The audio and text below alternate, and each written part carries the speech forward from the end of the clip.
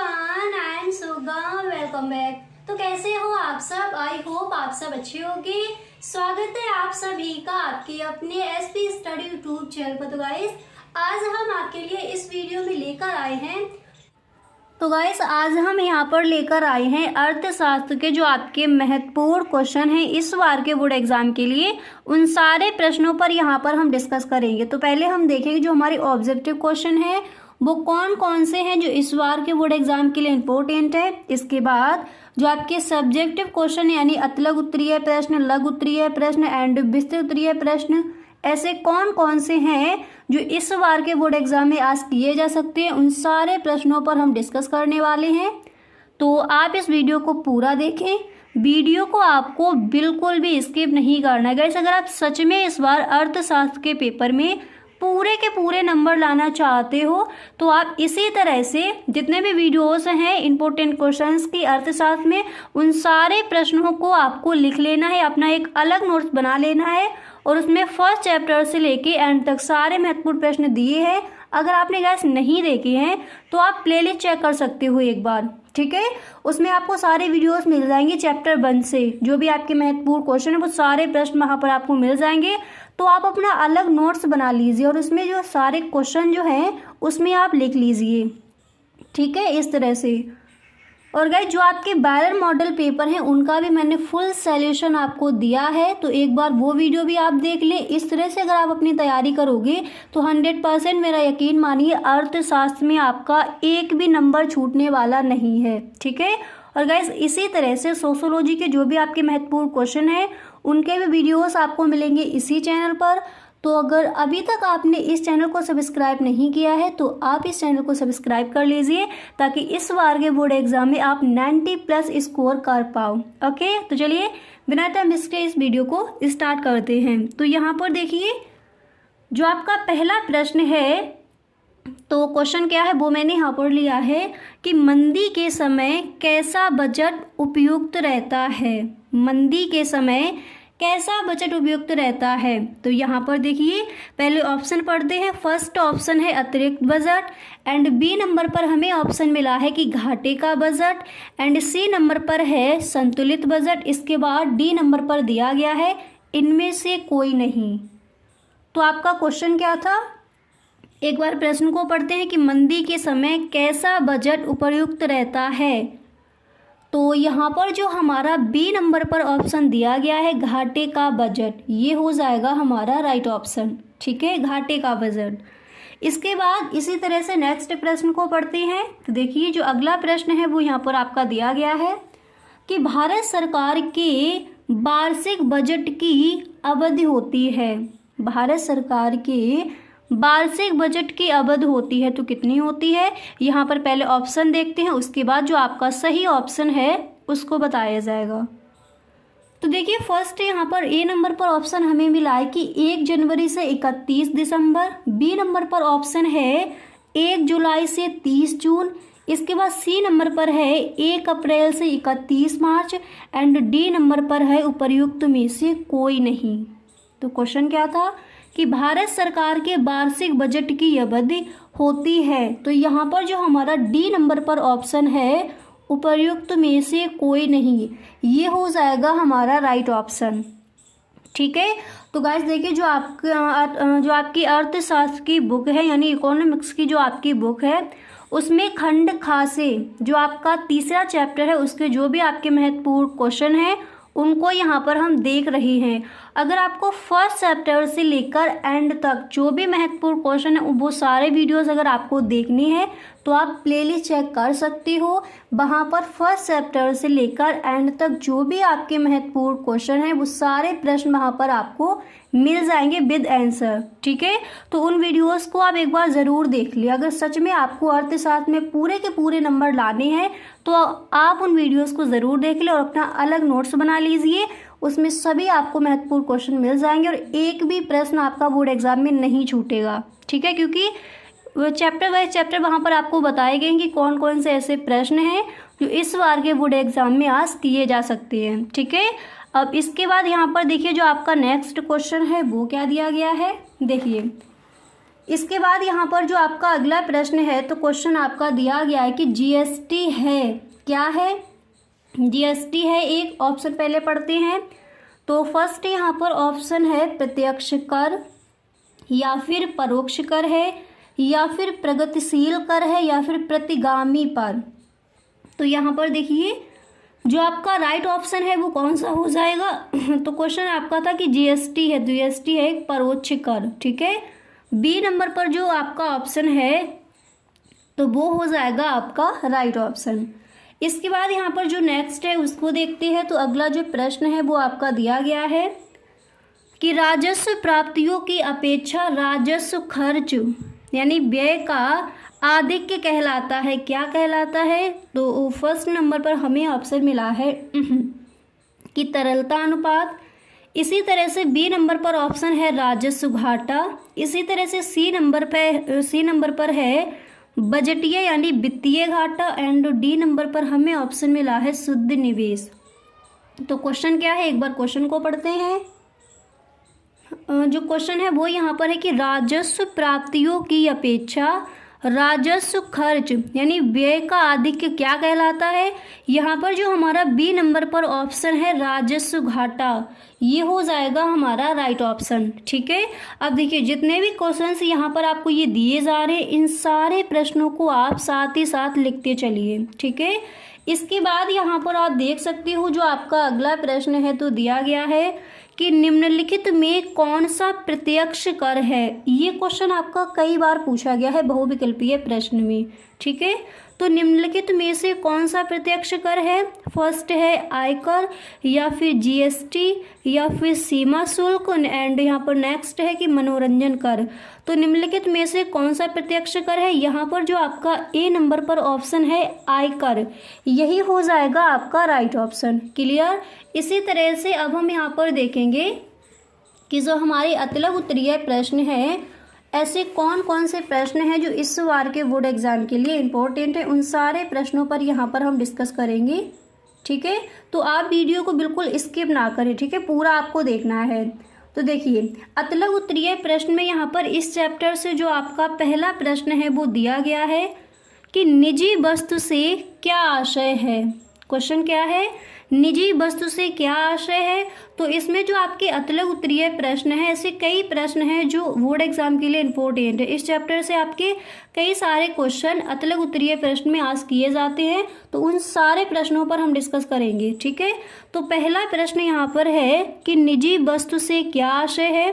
तो सबसे पहले हमें करना क्या है, फर्स्ट हम हेडिंग डालेंगे निजी वस्तु, ठीक है। हेडिंग डालने के बाद फिर हमें इस तरह से लिखना है कि निजी वस्तु वह है जिसे एक उपभोक्ता बाजार कीमत पर चाहे जितनी मात्रा में उपभोग कर सकता है।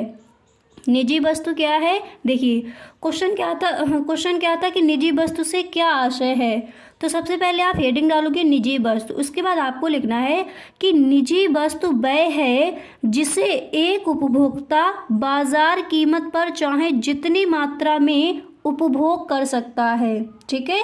इस तरह से आप इस प्रश्न का आंसर लिखोगे। अब इसी तरह से जो आपका नेक्स्ट क्वेश्चन है उसको देखते हैं। अब यहाँ पर देखिए इसी तरह से जो नेक्स्ट क्वेश्चन है वो क्या दिया गया है। तो देखिए अगला प्रश्न आपका है कि शुद्ध सार्वजनिक वस्तुएं क्या हैं। शुद्ध सार्वजनिक वस्तुएं क्या हैं? तो देखिए इसका आंसर देखते हैं। सबसे पहले देखिए किसी भी क्वेश्चन का आप आंसर दो, कोई भी क्वेश्चन है उसका जब आप आंसर लिखते हो तो आपको हेडिंग डालनी है, ठीक है, ब्लैक पेन से, ओके। तो देखिए तो शुद्ध सार्वजनिक वस्तुएं क्या है, सबसे पहले आपको हेडिंग डालनी है शुद्ध सार्वजनिक वस्तुएं, ओके। उसके बाद आप लिखोगे कि शुद्ध सार्वजनिक वस्तुएं अविभाज्य होती हैं, इनका मूल्य ना तो बाजार स्तर पर निर्धारित किया जा सकता है और ना ही ऐसी वस्तुओं में निष्कासन का सिद्धांत लागू होता है, ठीक है। तो क्वेश्चन हमारा क्या था कि शुद्ध सार्वजनिक वस्तुएं क्या हैं। तो शुद्ध सार्वजनिक वस्तुएं क्या हैं, दोबारा से देखते हैं। तो शुद्ध सार्वजनिक वस्तुएं अविभाज्य होती हैं, इनका मूल्य ना तो बाजार स्तर पर निर्धारित किया जा सकता है और ना ही ऐसी वस्तुओं में निष्कासन का सिद्धांत लागू होता है, ठीक है। इस तरह से आप इस क्वेश्चन का आंसर लिखोगे। अब इसी तरह से जो आपका नेक्स्ट प्रश्न है उसको देखते हैं और साथ ही साथ सारे प्रश्नों को आप लिखते चलिए क्योंकि ये सभी प्रश्न आपके इम्पोर्टेंट है। ठीक है, तो देखिए नेक्स्ट क्वेश्चन यहाँ पर है कि सार्वजनिक वस्तु क्या है। ये क्वेश्चन कई बार पूछा गया है। ठीक है, सार्वजनिक वस्तु क्या है, तो सबसे पहले हमें हेडिंग डालनी है सार्वजनिक वस्तु एंड इसके बाद हम लिखेंगे कि सार्वजनिक वस्तु वह है जिसका लाभ ऐसे उपभोक्ताओं को भी मिल जाता है जो इसके लिए स्वेच्छा से भुगतान नहीं करते। ठीक है, सार्वजनिक वस्तु क्या है, सबसे पहले आपको तो हेडिंग डालनी होगी सार्वजनिक वस्तु। इसके बाद आप लिखोगे कि सार्वजनिक वस्तु वह है जिसका लाभ ऐसे उपभोक्ताओं को भी मिल जाता है जो इसके लिए स्वेच्छा से भुगतान नहीं करते। ठीक है, इस तरह से आप लिखोगे कि सार्वजनिक वस्तु क्या है। और शुद्ध सार्वजनिक वस्तुएं क्या थी, शुद्ध सार्वजनिक वस्तुएं अविभाज्य होती हैं। इनका मूल्य ना तो बाजार स्तर पर निर्धारित किया जा सकता है और ना ही ऐसी वस्तुओं में निष्कासन का सिद्धांत लागू होता है। ठीक है, अब इसके बाद जो आपका अगला प्रश्न है तो यहाँ पर आप देख सकते हो जो आपका नेक्स्ट क्वेश्चन है, देखिए राजस्व व्यय राजस्व घाटा, ये जो आपके क्वेश्चन है very very most important question है। अच्छे से नोट कर लेना कि राजस्व व्यय क्या है। कई बार प्रश्न ये बोर्ड एग्जाम में पूछा गया है, आप पेपर उठाकर देखना, उसमें भी आपको ये क्वेश्चन मिल जाएगा कि राजस्व व्यय से क्या आशय है या फिर राजस्व व्यय से आप क्या समझते हैं, राजस्व व्यय की परिभाषा दीजिए। ठीक है, तो क्वेश्चन इंपॉर्टेंट है, अच्छे से तैयार कर लेंगे। सबसे पहले हमें क्या करना है, हेडिंग डालनी है राजस्व व्यय।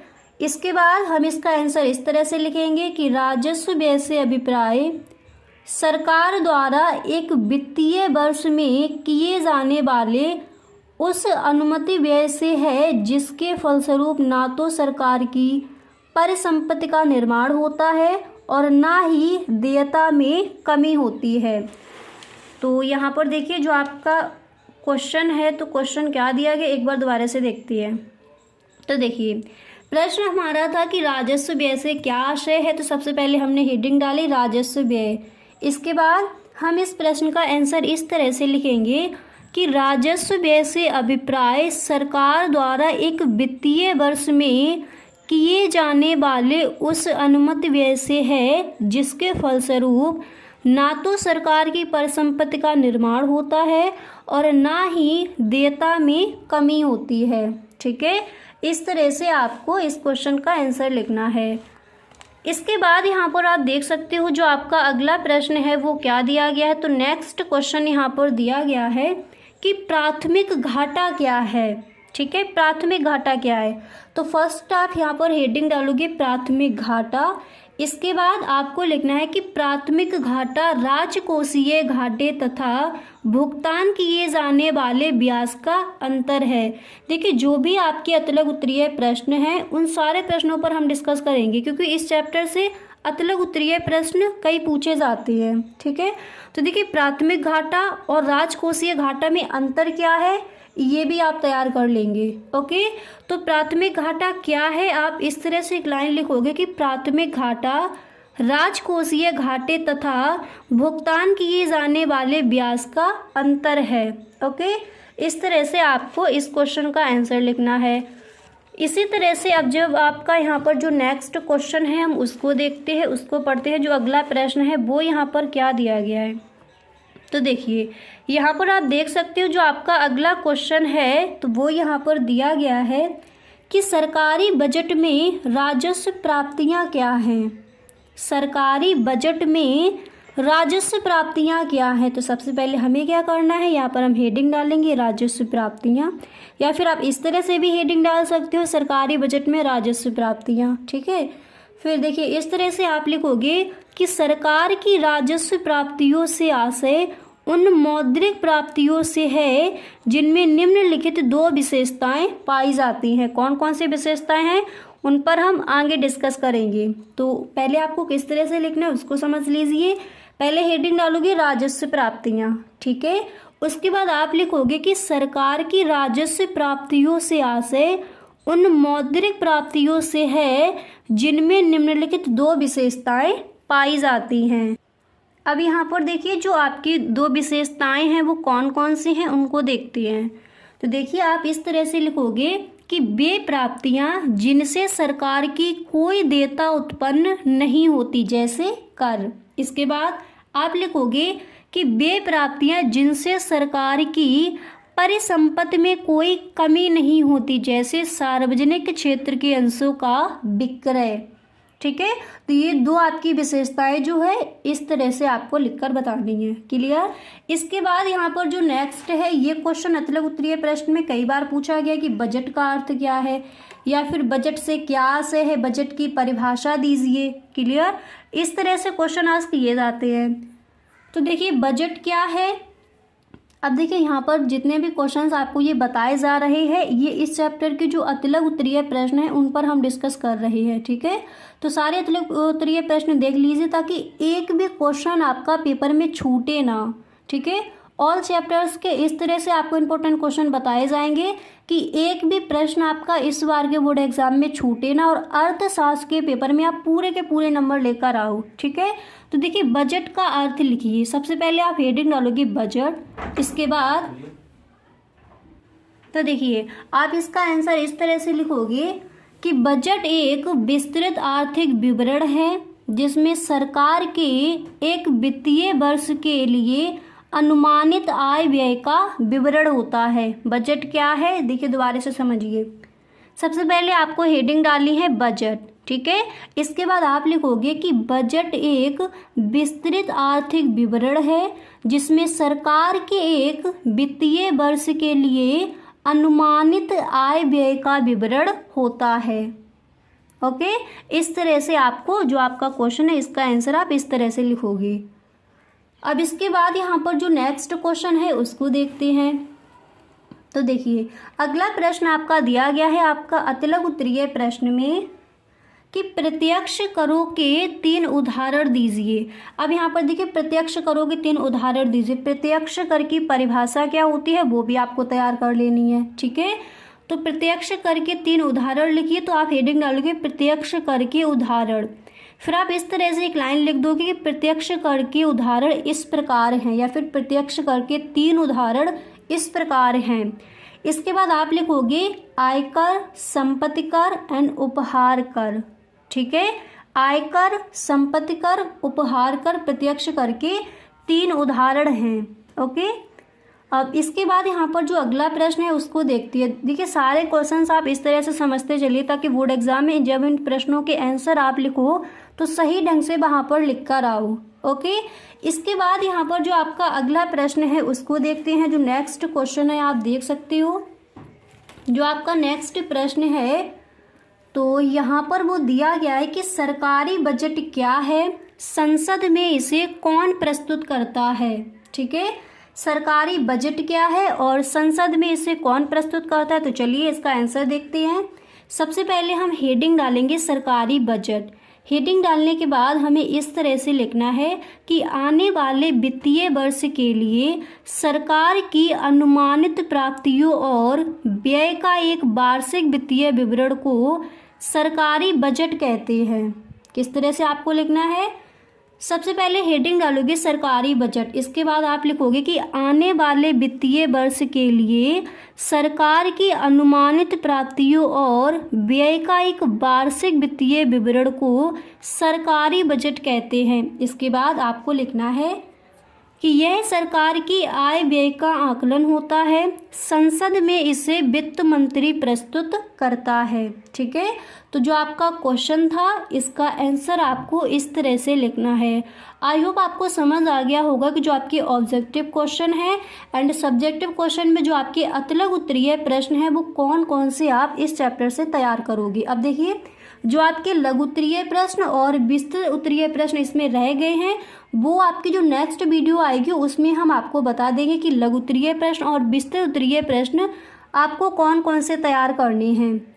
ठीक है, और गाइस अगर इसी तरह से सारे सब्जेक्ट यानी ऑल चैप्टर्स के जो भी आपके महत्वपूर्ण क्वेश्चन है इकोनॉमिक्स में अगर वो आपको देखने हैं तो आप एक बार प्लेलिस्ट चेक कर लीजिए। उसमें इकोनॉमिक्स के इंपॉर्टेंट क्वेश्चंस फर्स्ट चैप्टर से लेकर एंड तक सारे प्रश्न आपके दिए गए हैं। अलग नोट्स बना लीजिए, उसमें वो सारे प्रश्न आपको लिख लेने हैं ताकि अर्थशास्त्र में आपका एक भी नंबर ना छूटे। ठीक है, तो गाइस आज के लिए बस इतना ही, मिलते हैं नेक्स्ट वीडियो में। अगर सच में आपको ये वीडियो पसंद आया है तो आप इसको एक लाइक कर दें और एक बार सभी दोस्तों में वीडियो को आप शेयर ज़रूर किया करें। ठीक है, थैंक यू सो मच। तो गाइस कैसा लगा वीडियो? आई होप ये वीडियो आपको पसंद आया होगा। अगर सच में ये वीडियो आपको अच्छा लगा है तो आप इस वीडियो को अपने सभी दोस्तों में एक बार शेयर जरूर करें। ओके, वीडियो अच्छा लगा करें तो please time in the comment box, आप में कमेंट बॉक्स में जरूर बताएं। Okay, thank you so much.